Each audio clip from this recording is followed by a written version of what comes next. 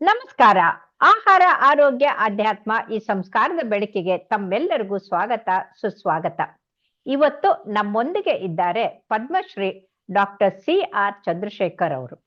ಅವರು ಅತ್ಯಂತ ಪ್ರತಿಷ್ಠಿತವಾದಂಥ ನಿಮ್ಹಾನ್ಸ್ ಆಸ್ಪತ್ರೆಯ ಮೆಡಿಕಲ್ ಸೂಪರಿಂಟೆಂಡೆಂಟ್ ಅಂದ್ರೆ ಅಧೀಕ್ಷಕರಾಗಿ ನಿವೃತ್ತರಾಗಿ ತಮ್ಮ ಪ್ರವೃತ್ತಿಯನ್ನ ಬಿಡದೆ ಇವತ್ತಿಗೂ ಕೂಡ ಬರೀತಾರೆ. ಶಾಲೆ ಕಾಲೇಜುಗಳಿಗೆ ಹೋಗಿ ಮಕ್ಕಳಿಗೆ ಧೈರ್ಯ ಕೊಡ್ತಾರೆ, ಅವ್ರಿಗೆ ಆಲೋಚನಾ ಶಕ್ತಿಯನ್ನ ಬೆಳೆಸ್ತಾ ಇದ್ದಾರೆ. ಹಾಗಾಗಿ ಅವರು 200ಕ್ಕೂ ಹೆಚ್ಚು ಕೃತಿಗಳನ್ನ ರಚಿಸಿ ಸಮಾಜದಲ್ಲಿ ಅರಿವು ಮೂಡಿಸುವಂತ ಘನ ಕೆಲಸವನ್ನ ಮಾಡಿದಂಥ ಮಹಾನುಭಾವರು. ಅವರನ್ನ ಸ್ವಾಗತಿಸೋಣ. ನಮಸ್ಕಾರ ಸರ್. ನಮಸ್ಕಾರ. ಬಸವಣ್ಣನವ್ರು ಹೇಳ್ತಾರೆ, ಯದ್ಭಾವಂ ತದ್ಭವತಿ ಅಂತ. ನಮ್ಮ ಆಲೋಚನೆ ಹೇಗಿರುತ್ತೋ ಹಾಗೆ ಆಗತ್ತೆ ಅಂತ ಹೇಳ್ತಾರೆ. ಹಾಗಾಗಿ ನಮ್ಮ ವಿಚಾರಗಳು ಯಾವಾಗ ಸದ್ವಿಚಾರಗಳಾಗಿರ್ತೋ ಚೆನ್ನಾಗಿರುತ್ತೋ ಅಲ್ಲಿ ಉತ್ತಮ ಆಗುತ್ತೆ ಅಂತಂದು. ಹಾಗಾಗಿ ನೀವು ವೈಜ್ಞಾನಿಕವಾಗಿ ಈ ಆಲೋಚನೆ ವಿಚಾರಗಳ ಬಗ್ಗೆ ದಯವಿಟ್ಟು ತಿಳಿಸ್ಕೊಡಿ ಸರ್. ನಿಮಗೆ ಗೊತ್ತಿರುವ ಹಾಗೆ ಸಕಲ ಪ್ರಾಣಿ ಪಕ್ಷಿಗಳಲ್ಲಿ ಅತ್ಯಂತ ವಿಚಾರವಂತ ಪ್ರಾಣಿ ಅಂತಂದ್ರೆ, ಅತ್ಯಂತ ಉನ್ನತ ಮಟ್ಟದ ಆಲೋಚನೆ ಮಾಡ್ತಕ್ಕಂಥ ಪ್ರಾಣಿ ಅಂತಂದ್ರೆ ನಾವು ಮನುಷ್ಯರು. ಹಾಗಾಗಿ ಹಿಂದೆ 10,000 ವರ್ಷಗಳ ಹಿಂದೆ ಪ್ರಾಣಿಗಳ ತರ ಗುಹೆಗಳಲ್ಲಿ, ಪೊಟ್ಟರೆಗಳಲ್ಲಿ, ಕಾಡು ಮೇಡಿನಲ್ಲಿ ಸಿಕ್ಕ ಮಾಂಸ, ಹಸಿ ಮಾಂಸ ಅಥವಾ ಸಿಕ್ಕ ಹಣ್ಣು ಹಂಪಲು ತಿನ್ಕೊಂಡು ಬದುಕ್ತಂತ ಮನುಷ್ಯ ಇವತ್ತು ಯಾವ ಮಟ್ಟಕ್ಕೆ ಹೋಗಿದ್ದಾನೆ ನಾವೆಲ್ಲ ನೋಡ್ತಾ ಇದ್ದೇವೆ. ಆಕಾಶದಲ್ಲಿ ಹಾರ್ತೇವೆ, ನೀರಿನಲ್ಲಿ ಈಜ್ತೇವೆ, ಚಂದ್ರಗ್ರಹಕ್ಕೆ ಹೋಗಿದ್ದೇವೆ, ಮಂಗಳ ಗ್ರಹಕ್ಕೆ ಹೋಗಿದ್ದೇವೆ, ಮರಳುಗಾಡನ್ನ ನಂದನವನವನ್ನ ಮಾಡಿದ್ದೇವೆ. ಹೀಗಾಗಿ ಎಲ್ಲಾ ಭೋಗ ಭಾಗ್ಯಗಳನ್ನ, ಎಲ್ಲಾ ಆವಿಷ್ಕಾರಗಳನ್ನ ಮಾಡಿದ್ದೇವೆ. ಇದು ಯಾವ್ದರ ಫಲಶ್ರುತಿ ಅಂತಂದ್ರೆ ಆಲೋಚನೆ ಶಕ್ತಿ, ಥಿಂಕಿಂಗ್ ಪವರ್.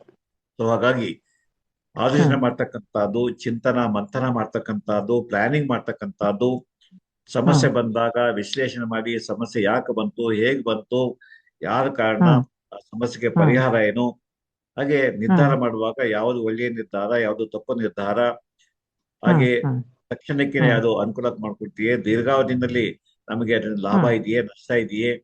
ಹಾಗಾಗಿ ಪ್ರತಿಯೊಬ್ಬ ಮನುಷ್ಯ ಆಲೋಚನೆ ಮಾಡುವುದನ್ನ ಕಲಿಯಬೇಕು. ಹಾಗೆ ಹಾಗೆ ಪಾಸಿಟಿವ್ ಆಗಿ ಯೋಚನೆ ಮಾಡೋದನ್ನ ಕಲಿಬೇಕು. ನಾನು ಮಾಡಬಲ್ಲೆ, ಗೆಲ್ಲಬಲ್ಲೆ, ಇಲ್ಲ ನನ್ ಕೆಲ ಆಗೋದಿಲ್ಲ, ನಾನು ಸೋಲ್ತೀನಿ, ನಾನೇನು ಪ್ರಯೋಜನ ಇಲ್ಲ, ನೆಗೆಟಿವ್ ಆಲೋಚನೆ ಮಾತು ಅಂತಂದ್ರೆ ನೀವು ಶಕ್ತಿ ಇದ್ರೂ ಕೂಡ ನಿಮಗೆ ಆ ಶಕ್ತಿನ ಬಳಸೋ ಶಕ್ತಿ ಇಲ್ಲ. ಹಾಗಾಗಿ ವಿಚಾರವಂತ ವ್ಯಕ್ತಿಗೆ ಸಮಾಜದಲ್ಲಿ ಗೌರವ ಸಿಗುತ್ತೆ. ವಿಚಾರವಂತ ವ್ಯಕ್ತಿಗೆ ಹೇಗೆ ಬದುಕಬೇಕು, ಹೇಗೆ ಬಾಳಬೇಕು, ಹೇಗೆ ಸುಖ ಪಡಿಬೇಕು, ಹಾಗೆ ಯಾವುದು ಸರಿ ಯಾವುದು ತಪ್ಪು ಅರ್ಥವಾಗುತ್ತೆ. ಯಾಕೆಂತಂದ್ರೆ ನಾವು ನೈತಿಕ ಮೌಲ್ಯಗಳನ್ನ ಬಿಟ್ಟು ಬದುಕಕ್ಕೆ ಹೋಯ್ತು. ಅನೇಕ ಜನ ನೈತಿಕ ಮೌಲ್ಯಗಳ ಬಗ್ಗೆ ತಲೆ ಕೆಡಿಸ್ಕೊಳ್ಳೋದೇ ಇಲ್ಲ. ಹಣ ಸಂಪಾದನೆ ಮಾಡಬೇಕು, ಅಕ್ರಮವಾಗೋ ಇನ್ನೊಬ್ಬನ ತಲೆ ಬೋಡಿಸಿ ಇನ್ನೊಬ್ಬನ ಸಾಯಿಸಿ ನಾವು ದೊಡ್ಡವನಾಗಬೇಕು, ಪ್ರಯೋಜನ ಆಗೋದಿಲ್ಲ. ಹಾಗೆ ನೆಗೆಟಿವ್ ಥಿಂಕಿಂಗ್ ಬಂದಾಗ ನಾನು ಮಾಡಲಾರೆ, ಗೆಲ್ಲಲಾರೆ ಅಥವಾ ಮುಂದುವರಿಯಲಾರೆ, ನಾನು ಬದುಕಲಾರೆ ಅಂತ ಜನ ಆತ್ಮಹತ್ಯೆ ಮಾಡ್ಕೊಳ್ತಾರ್ರಿ. ಪ್ರತಿ ನಿಮಿಷ ಒಬ್ರು ಆತ್ಮಹತ್ಯೆ ಮಾಡ್ಕೊಂಡು ಸಾಯ್ತಿದ್ದಾರೆ ಇಂಡಿಯಾದಲ್ಲಿ. ಪ್ರತಿ 1 ಗಂಟೆಗೆ ಒಬ್ಬ ವಿದ್ಯಾರ್ಥಿ ಸಾಯ್ತಾರೆ. ಯಾಕಂದ್ರೆ ಅವರಿಗೆ ಆಮೇಲೆ ಇದಕ್ಕಿಂತ ಕೆಟ್ಟದಂದ್ರೆ ಸರ್, ಅದ್ ಯಾವ್ದೋ ಕೊರಿಯನ್ ಆಟ ಅಂತ ಆಡ್ಕೊಂಡ್ಬಿಟ್ಟು ಅವ್ರು ಟಾಸ್ ಕೊಟ್ರು ಅಂತಂದ್ಬಿಟ್ಟು 3 ಜನ ಅಕ್ಕ ತಂಗಿಯರು ಒಟ್ಟಿಗೆ ಹಾರ್ಬಿಟ್ಟು ಸತ್ತಿದ್ದಾರೆ. ಆಮೇಲೆ 99% ಸ್ಕೋರ್ ಮಾಡಿರೋ ಹುಡುಗ ಅವನು ಸೂಯಿಸೈಡ್ ಮಾಡ್ಕೊಂಡಿದ್ದಾನೆ, ಮೆಡಿಕಲ್ ಕಾಲೇಜ್ ಬೇಡ ಅಂತ. ಅಂದ್ರೆ ಅವ್ರಿಗೆ ಆಲೋಚನೆ ಮಾಡೋದು ಸರಿ ಇಲ್ಲ. ಈ ಆಲೋಚನೆ ಸರಿಯಾಗಿಲ್ಲದಿದ್ರೆ ಸಮಾಲೋಚನೆಗೆ ನಿಮ್ಮ ಹತ್ರ ಬರ್ಬೇಕಾಗತ್ತೆ ಅಂತ ಹೇಳ್ಬೋದು. ಹಾಗಾಗಿ ಆಲೋಚನೆ ಅಂದ್ರೆ ಏನು, ತರ್ಕಬದ್ಧವಾಗಿ ವಸ್ತುಸ್ಥಿತಿಯನ್ನು ಅರ್ಥ ಮಾಡಿಕೊಂಡು ನಮ್ಮ ದಾರಿ ಯಾವುದು, ನಾನು ಇವತ್ತು ಅಡಿಗೆ ಮಾಡ್ಬೇಕು, ಗೃಹಿಣಿ ಯೋಚನೆ ಮಾಡ್ಬೇಕು ಏನ್ ಅಡಿಗೆ ಮಾಡ್ಬೇಕು, ಮನೇಲಿ ಅಕ್ಕಿ ಎಷ್ಟಿದೆ, ಬೇಳೆ ಎಷ್ಟಿದೆ, ತರಕಾರಿ ಏನಿದೆ, ಮತ್ತೆ ಎಷ್ಟು ಉಪ್ಪು ಹಾಕ್ಬೇಕು, ಎಷ್ಟು ಖಾರ ಹಾಕ್ಬೇಕು, ನೆಂಟರು ಬಂದು ಯಾರ್ಯಾವ್ರಿಗೆ ವಿಶೇಷ ಅಡಿಗೆ ಮಾಡ್ಬೇಕು, ಏನು ವಿಶೇಷ ಅಡಿಗೆ ಮಾಡ್ಬೇಕು, ನಮ್ಮ ಸಂಪನ್ಮೂಲ ಇಷ್ಟೇ ಇದೆ, ಒಂದ್ ಮನೆ ಕಟ್ಟಬೇಕು, 23 ಸೈಟ್ ಇದೆ ಅಥವಾ 40 ಸೈಟ್ ಇದೆ, 1 ಕೋಟಿ ರೂಪಾಯಿ ನಾನು ಸಾಲ ತೆಗೆದುಕೊಡ್ಬಲ್ಲೆ, ಹೇಗೆ ತೀರಿಸಬಲ್ಲೆ, ಹಾಗೆ 1 ಕೋಟಿನಲ್ಲೇ ಮನೆ ಕಟ್ಟಬೇಕು ಅಥವಾ 50 ಲಕ್ಷ ಮನೆ ಕಟ್ಟಬೇಕು. ಈ ರೀತಿ ಪ್ಲಾನಿಂಗ್ ಇಲ್ಲದ ಜೀವನ, ಹರಿಗೋಲಿಲ್ಲದ ದವಣಿ. ಪ್ರತಿಯೊಂದು. ಹಾಗಾಗಿ ಮಕ್ಕಳಿಗೆ ನಾವು ಆಲೋಚನೆ ಮಾಡುವ ಶಕ್ತಿಯನ್ನ ಆಲೋಚನೆ ಮಾಡುವ ಅಗತ್ಯವನ್ನ ಹೇಳ್ಬೇಕು. ಇವತ್ತೇನಾಗಿದೆ ನಮ್ಮ ವಿದ್ಯಾಭ್ಯಾಸ ಗಿಳಿಪಾಠ, ಪಠ್ಯ ಪುಸ್ತಕ ಓದು, ಬೈಹಾಟ್ ಮಾಡು, ಎಕ್ಸಾಮ್ ಬರಿ, ಪಾಸ್ ಆಗು, 90 ತಗೋ, ಮುಂದಕ್ಕೆ ಹೋಗು. ಆಮೇಲೆ ಪಾಸ್ ಆಗಿ ಬಂದವರಿಗೆ ಆಲೋಚನೆ ಮಾಡುವ ಶಕ್ತಿಯೇ ಇಲ್ಲ, ವಿಚಾರ ಮಾಡುವ ಶಕ್ತಿಯೇ ಇಲ್ಲ. ಹಾಗೆ ಎಲ್ಲಾ ತಪ್ಪು ನಂಬಿಕೆಗಳನ್ನ ಅಥವಾ ಮೂಢನಂಬಿಕೆಗಳನ್ನ ಕಣ್ಣು ಮುಚ್ಕೊಂಡು ಪಾಲನೆ ಮಾಡ್ತೇವೆ. ದೆವ್ವ ಇದೆ ಸರ್, ಯಾರೋ ಮಾಟ ಮಂತ್ರ ಮಾಡಿಸ್ಬಿಟ್ಟಿದ್ರೆ ಮಾಟ ಮಂತ್ರ ಮಾಡ್ತಾರೆ ಸರ್, ಅಥವಾ ನಾನು ಸೋಲೋದಕ್ಕೆ ನನ್ನ ಅಣ್ಣ ನನಗೆ ಮಾಟ ಮಾಡಿಸ್ಬಿಟ್ಟೇನೆ, ನಾನು ಸೋಲೋ ಮಾಡ್ಬಿಟ್ಟೇನೆ. ಈ ರೀತಿ ಮೂಢನಂಬಿಕೆಗಳು ಯಾವ ಬರ್ತವೆ, ಅಥವಾ ಕಂದಾಚಾರ ಯಾವ ಬರ್ತದೆ, ಯಾರಿಗೆ ವಿಚಾರ ಮಾಡುವ ಶಕ್ತಿ ಸರಿಯಾದ ಇಲ್ಲ, ಆಲೋಚನೆ ಇಲ್ಲೇ ಇದ್ರೆ. ಹಾಗೆ ಕಾಯಿಲೆ ಬರುತ್ತೆ. ಈಗ ಡಾಕ್ಟರ್ ನೇರ ಬರೋದ್ರಿ, ಫಸ್ಟ್ ಜ್ಯೋತಿಷ್ ಹತ್ರ ಹೋಗ್ತಾರೆ, ದೇವ್ರ ಹತ್ರ ಹೋಗ್ತಾರೆ, ಮಸೀದಿ ಹೋಗ್ತಾರೆ, ಪ್ರಾರ್ಥನೆ ಮಾಡ್ತಾರೆ, ಅಥವಾ ಮಾಯಮಂತ್ರ ಮಾಡೋ ತೆಗೆಯುವಂತ ವ್ಯಕ್ತಿ ಹತ್ರ ಹೋಗ್ತಾರೆ. ಯಾಕಂದ್ರೆ ಅವರಿಗೆ ನನಗೆ ಈ ಕ್ಯಾನ್ಸರ್ ಯಾಕೆ ಬಂತು, ನನಗೆ ಹಾರ್ಟ್ ಅಟ್ಯಾಕ್ ಯಾಕಾಯ್ತು, ಅಥವಾ ಮಾನಸಿಕ ಕಾಯಿಲೆ ಯಾಕೆ ಬಂತು, ಅಥವಾ ಫಿಟ್ಸ್ ಯಾಕೆ ಬಂತು, ಯೋಚನೆ ಮಾಡೋ ಶಕ್ತಿನೇ ಇಲ್ಲ. ಹಾಗಾಗಿ ಅನೇಕ ಜನ ನಿತ್ಯ ಜೀವನದಲ್ಲಿ ತಲೆ ಬಿಸಿ ಮಾಡ್ಕೊಳ್ಳೋದೇ ಇಲ್ಲ, ಯೋಚನೆ ಮಾಡೋ ಗೋಜಿಗೆ ಹೋಗೋದಿಲ್ಲ. ಯಾರು ಹೇಳಿದ್ರೆ ಅದು ನಮ್ಮಲ್ಲಿ ಬರ್ತಾರೆ. ಇವಾಗ ನಿಮಗೂ ಅದೇನು, ನಾವು ಡಯಾಗ್ನೋಸ್ ಮಾಡಿ ಔಷಧಿ ಬರ್ಕೊಡ್ತೇವೆ, ನಾಳೆ ಬಂದ್ರೆ ನಾನ್ ತಗೊಂಡಿಲ್ಲ ಸರ್, ಯಾಕೆಂತಂದ್ರೆ ಕೊಟ್ಟಿರೋ ಔಷಧಿ ಸರಿಯಾಗಿಲ್ಲ, ಯಾಕೆ ತಗೋತೀರಿ ಅಂತ ಹೇಳ್ಬಿಟ್ಟು ಸರ್. ಇನ್ನೆಲ್ಲ ಹೋಗಿಂತಂದ್ರು ಅಲ್ಲಿ ಇವರು 1 ವಾರ ಹೇಳ್ತಾರೆ ವಾಸಿ ಆಗೋದಿಕ್ಕೆ, ಅವನು 1 ಗಂಟೆಲೆ ವಾಸಿ ಮಾಡ್ತಾನೆ ಅಂತ ಅಲ್ಲಿ ಹೋಗ್ಬಿಟ್ವಿ ಸರ್. ಈ ರೀತಿ ಜನ ತರ್ಕಬದ್ಧವಾಗಿ ಆಲೋಚನೆ ಮಾಡುವುದನ್ನು ಕಲಿಯುವುದಿಲ್ಲ. ಇದು ಬಹಳ ದುರದೃಷ್ಟಕರ ಸಂಗತಿ. ನಮ್ಮ ವಿದ್ಯಾಭ್ಯಾಸದಲ್ಲಿ MSc ಮಾಡಿರ್ತಾರೆ, PhD ಮಾಡಿರ್ತಾರೆ, ಆದ್ರೆ ವಸ್ತುನಿಷ್ಠವಾಗಿ ಅನಲಿಟಿಕಲ್ ಥಿಂಕಿಂಗ್ ಇಲ್ಲ. ಅನಲೈಸ್ ಮಾಡಿ, ವಿಶ್ಲೇಷಣೆ ಮಾಡಿ, ಯಾವ್ದು ಸರಿ, ಯಾಕೆ ಸರಿ, ಯಾವ್ದು ತಪ್ಪು, ಯಾಕೆ ತಪ್ಪು ಅಂತಕ್ಕಂಥದ್ದು ನಾವು ಬೆಳೆಸ್ಕೊಳ್ಬೇಕಂತ ಅತ್ಯಂತ ಮುಖ್ಯವಾದಂತ. ದುರಾಲೋಚನೆ ಅಂತೂ ಮಾಡ್ಲೇಬಾರ್ದು. ದುರಾಲೋಚನೆ ಮಾಡಿದ್ರೆ ಎಲ್ಲರ ಬದುಕು ಹಾಳಾಗಿ ಹೋಗ್ಬಿಡುತ್ತೆ. ಹಾಗೆ ಆಲೋಚನೆ ಮಾಡ್ಬೇಕು. ಆಲೋಚನೆಯಲ್ಲಿ ಒಳ್ಳೆಯ ಆಲೋಚನೆ ಇದೆ, ಕೆಟ್ಟ ಆಲೋಚನೆ. ಒಳ್ಳೆಯ ಆಲೋಚನೆ ಏನು, ನಾನು ಬದುಕಬೇಕು, ಬೇರನ್ನ ಬದುಕೋಕ್ ಬಿಡ್ಬೇಕು, ನಾನು ಹಣ ಸಂಪಾದನೆ ಮಾಡಬೇಕು, ಇನ್ನೊಬ್ಬರ ಹಣ ನಾನು ತಗೋಬಾರ್ದು. ಕೆಟ್ಟ ಯೋಚನೆ ಇನ್ನೊಬ್ಬರಿಗೆ ಹಾನಿ ಮಾಡಿ, ಇನ್ನೊಬ್ಬರನ್ನ ಹಾಳು ಮಾಡಿ, ಪ್ರಪಂಚನ ಹಾಳು ಮಾಡಿ ನಾನು ಗ್ರೇಟ್ ಅನ್ಸ್ಕೋಬೇಕು, ಅಥವಾ ನಾನೇ ಶ್ರೀಮಂತ ಆಗ್ಬೇಕು, ನನಗೆ ಎಲ್ಲಾ ಭೋಗಭಾಗ್ಯ ನನಗೇ ಬರ್ಬೇಕು, ನನಗೂ ಬರಬಾರ್ದು. ಹಾಗೆ ಇನ್ನೊಬ್ಬನ ಕೊಲ್ಲೋದು ಹೇಗೆ, ಇನ್ನೊಬ್ಬನ ಕಾಲು ಎಳೆಯೋದು ಹೇಗೆ, ಅವನು ಮತ್ಸರದಿಂದ ಅವನು ವ್ಯಾಪಾರಿ, ಅವನಿಗೆ ಜಾಸ್ತಿ ವ್ಯಾಪಾರ ಆಗ್ತಾ ಇದೆ, ಅವನ್ನ ಕೆಲ್ಸೋದೆ, ಅವನ ವ್ಯಾಪಾರ ಕೆಲ್ಸೋದು ಹೇಗೆ, ನನ್ನ ಜೂನಿಯರ್ ಪ್ರಮೋಷನ್ ತಗೊಂಡ್ಬಿಟ್ಟೇನೆ, ನನಗೆ ಅವಮಾನ ಆಯ್ತು, ಅವನಿಗೆ ಅಪಪ್ರಚಾರ ಮಾಡ್ತಕ್ಕಂಥದ್ದು, ಸರಿ ಇಲ್ಲ ಅಂತಕ್ಕಂಥದ್ದು, ಅಥವಾ ಒಬ್ಬ ಸ್ತ್ರೀ ಬಗ್ಗೆ ಅಪಪ್ರಚಾರ ಮಾಡಿ ಅವಳ ಕ್ಯಾರೆಕ್ಟರ್ ಸರಿಯಾಗಿಲ್ಲ ಅನ್ನೋದು. ಈ ರೀತಿ ಅನೇಕ ಜನ ಒಳ್ಳೆಯ ಆಲೋಚನೆ ಬದಲು ಕೆಟ್ಟ ಆಲೋಚನೆ ಮಾಡ್ತಾರ್ರಿ. ಈಗ ದುರ್ಯೋಧನ ಮತ್ಸರದಿಂದ ಕೆಟ್ಟ ಆಲೋಚನೆ ಮಾಡಿ ಇಡೀ ಕುರುಕ್ಷೇತ್ರ ಕಾರಣ ಎಲ್ಲವನ್ನೇ ಕೆಡಿಸ್ಬಿಡ್ತಾನೆ. ಹಾಗೆ ರಾವಣ ಹೋಗಿ ಸೀತೆ ನೋಡಿ ಎಷ್ಟು ಚೆನ್ನಾಗಿದ್ದಾಳೆ ಅಂತ ಹೊತ್ಕೊಂಬಂದ, ಇಡೀ ಶ್ರೀಲಂಕಾನ ನಾಶ ಮಾಡ್ಬಿಟ್ಟ. ಯಾಕಂದ್ರೆ ಆ ಒಂದು ಕೆಟ್ಟ ಆಲೋಚನೆ ಬರ್ದೇ ಹೋಗಿದ್ದಿದ್ರೆ ರಾವಣ ಸಾಯ್ಬೇಕಾದಿರ್ಲಿಲ್ಲ, ಸೀತಾಪಹರಣ ಆಗ್ಬೇಕಾದಿರ್ಲಿಲ್ಲ. ಹಾಗಾಗಿ ಹಾಗೆ ತಮಾಷೆಯಾಗಿ ಆತ್ಮಲಿಂಗವನ್ನ ತಗೊಳಕ್ ಹೋಗ್ತಾನೆ, ತಪಸ್ ಮಾಡ್ತಾನೆ, ಈಶ್ವರ ಪಾರ್ವತಿ ಪ್ರತ್ಯಕ್ಷ ಆಗ್ತಾರೆ. ಏನು ಬೇಕು ಅಂತಾನೆ, ನನಗೆ ಪಾರ್ವತಿ ಬೇಕು ಅಂತಾನೆ. ದುರಾಲೋಚನೆ, ನೀವು ಹೇಳಿದಾಗ ದುರಾಲೋಚನೆ. ಆಮೇಲೆ ಈಶ್ವರನಕ್ಕೂ ನೀನ್ ಬಂದಿದ್ದು ನಂಗೆ ಗೊತ್ತಿದೆ, ಆತ್ಮಲಿಂಗ ಬೇಕು, ತಗೊಂಡೋಗು, ನಿಮ್ ತಾಯಿ ಕೊಡು ಅಂತ ಹೇಳ್ತಾನೆ. ಆಮೇಲೆ ಮುಂದಿನ ಕತೆ ಗೊತ್ತು ನಿಮ್ಗೆ. ಹಾಗಾಗಿ ಮಹಾನುಭಾವರುಗಳಿಗೆ, ವೇದ ಪಾರಂಗತ ರಾವಣನಿಗೆ ದುಷ್ಟಾಲೋಚನೆ ಬಂತು, ಸೀತಾಪಹರಣ ಅಥವಾ ಪಾರ್ವತಿನೇ ಬೇಕು ಅಂತ ಕೇಳ್ತಕ್ಕಂಥ. ಹಾಗೆ ದುರ್ಯೋಧನಿಗೆ ಅಥವಾ ದುಶ್ಯಾಸನಿಗೆ ಕೆಟ್ಟ ಆಲೋಚನೆಗೆ ಬಂದು ಪಾಂಡವರನ್ನ ಏನಾರ ಮಾಡಿ ನಾಶ ಮಾಡ್ಬೇಕು, ಅವ್ರು ಅಭಿವೃದ್ಧಿ ಅಂತ ಇದ್ದಾರೆ. ಹಾಗಾಗಿ ಚರಿತ್ರೆ ನಮಗೆ ಸಾಕಷ್ಟು ಪಾಠ ಹೇಳ್ಕೊಡುತ್ತಾರೆ, ಒಳ್ಳೆಯ ಆಲೋಚನೆ ಮಾಡಿ. ಹಾಗೆ ಒಳ್ಳೆ ಆಲೋಚನೆ ಬಂದಾಗ ನಮ್ಮ ವರ್ತನೆ ಚೆನ್ನಾಗಿರುತ್ತೆ. ಸದ್ವರ್ತನೆ ಬರ್ಬೇಕು ಅಂದ್ರೆ ಸದ್ವಿಚಾರ ಇರ್ಬೇಕು, ಸದ್ವಿಚಾರದಿಂದ ಸದ್ವರ್ತನೆ. ನೀವೇ ದುರಾಲೋಚನೆಯಿಂದ ದುರ್ವರ್ತನೆ ಬರ್ತದೆ. ಹೌದು, ಈ ಸದ್ವಿಚಾರ ಬರ್ಬೇಕು ಅಂದ್ರೆ ನಮ್ಮಲ್ಲಿ ಸದ್ಭಾವನೆ ಇರ್ಬೇಕು. ಸದ್ಭಾವನೆ ಇರ್ಬೇಕು. ಯಾವಾಗ ದುರ್ಭಾವನೆ ಇರುತ್ತೋ ನಮ್ಗೆ ದುರಾಲೋಚನೆ ಬರುತ್ತೆ. ಹಾಗಾಗಿ ನಮ್ಮ ಭಾವನೆ ಕೂಡ ಅದು ಭದ್ರವಾಗಿ, ಸುಭದ್ರವಾಗಿ, ಶುಭ್ರವಾಗಿ. ಇನ್ನೊಂದು ವಿಶ್ವ ಆರೋಗ್ಯ ಸಂಸ್ಥೆ ನಮಗೆ ಬೇಕಾದ ಕೌಶಲ ಅಂತಂದ್ರೆ ಒಂದು critical thinking and creative thinking.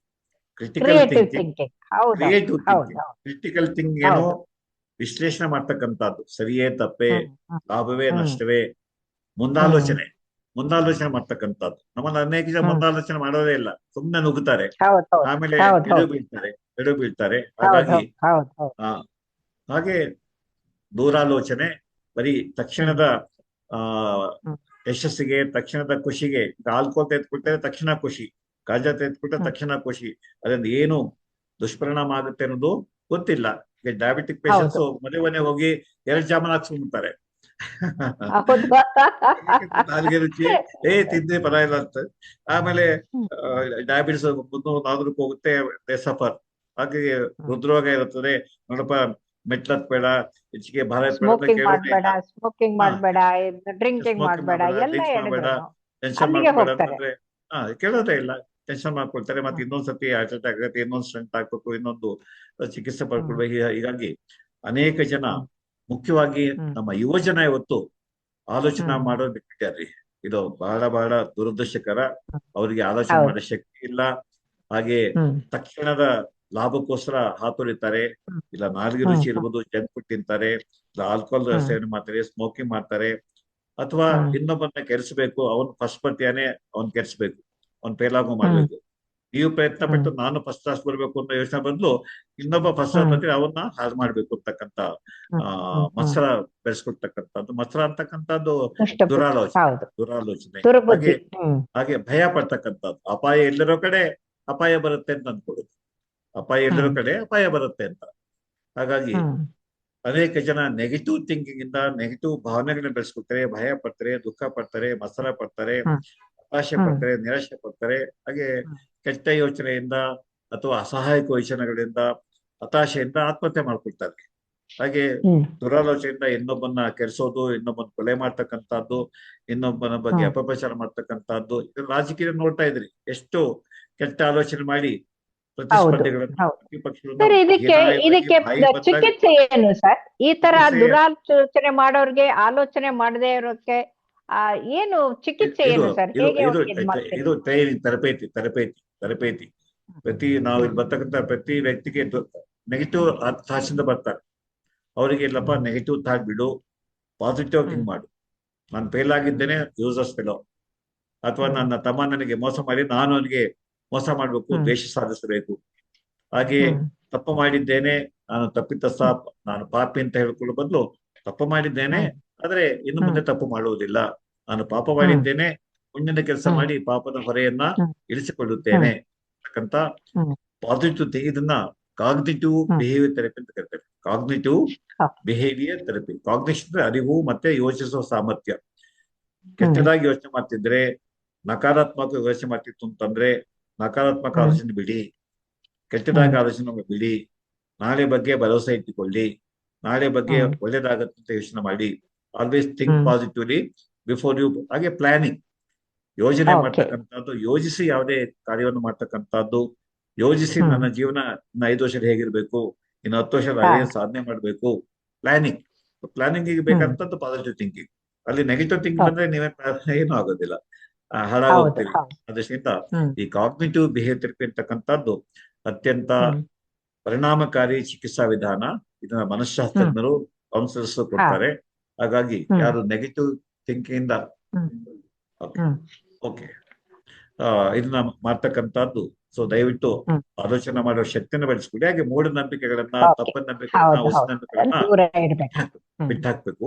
ಇದು ಎಲ್ಲಾ ಓಕೆ ಸರ್. ಹಂತದಲ್ಲಿ ಕಲಿಬೇಕಂತ ಕೆಲಸ. ನಮ್ಮಲ್ಲಿ ಅನೇಕ ನೂರಾರು ತಪ್ಪನಂಬಿಕೆ ಇದೆ. ಆಹಾರದ ಬಗ್ಗೆ, ನಿದ್ರೆ ಬಗ್ಗೆ, ಹ್ಮ್ ಕಾಯಿಲೆ ಹ್ಮ್ ಚಿಕಿತ್ಸೆ ಬಗ್ಗೆ, ಮತ್ತೆ ಹೇಗೆ ಹ್ಮ್ ಬದುಕಬೇಕು ಅನ್ನೋದ್ರ ಬಗ್ಗೆ ನಮ್ಮಲ್ಲಿ ಇರತಕ್ಕಂಥ ನೆಗೆಟಿವ್ ಥಿಂಕಿಂಗ್ ತೆಗಿಬೇಕು. ಹ್ಮ್ ಆಗ ನಾವು ಹ್ಮ್ ಒಳ್ಳೆಯವರಾಗಿ, ಹಾಗೆ ಹ್ಮ್ ಯಶಸ್ವಿಯಾಗಿ, ಸಾಧಕರಾಗಿ ಮುಂದುವರಿಲಿಕ್ಕೆ ಹ್ಮ್ ಖಂಡಿತ ಅವಕಾಶ ಇದೆ. ಸಾಧ್ಯ ಆಗತ್ತೆ ಅಂತ. ತುಂಬಾ ತುಂಬಾ ಧನ್ಯವಾದಗಳು ಸರ್.